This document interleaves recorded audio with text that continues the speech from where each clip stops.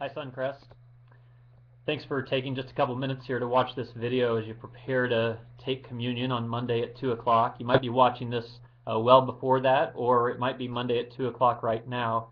I couldn't be more excited about this because what's happening on Monday at 2 is that our church is collectively sharing in the Lord's Supper, but we're doing it in the very settings where we're supposed to live sent and live out our faith.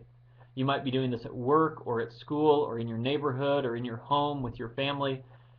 I'm just super excited that we capture the idea that we are the church wherever we go. Now, let me say a few things about this communion.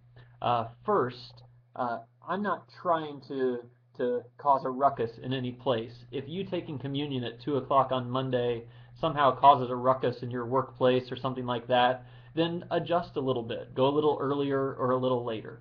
I'm not trying to put this in someone's face, and I hope you aren't either. And at the same time, the willingness to share in this in a way that others might see it, I do think is part of the experience. There's a scripture that I want you to focus in on. You could even grab the scripture on your phone or from a Bible. I'm going to read it to you right now, but I think this captures what we're doing in communion. It comes from 1 Corinthians chapter 11. It says, "For whenever you eat this bread or drink this cup, you proclaim the Lord's death until he comes."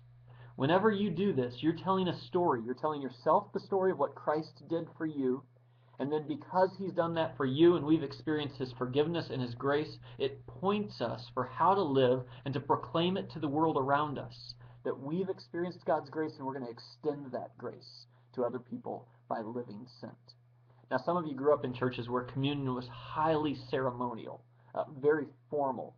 And one of the things that I love about communion is that while it is sacred, it doesn't have to be formal. Sacred means that it's meaningful in my heart and in my soul. It means I pause and I pray and I reflect, but possibly just for a few minutes.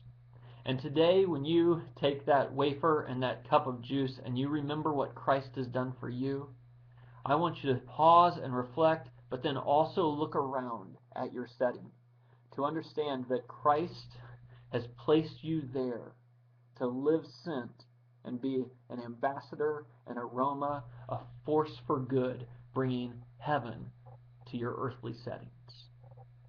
So share in this with us.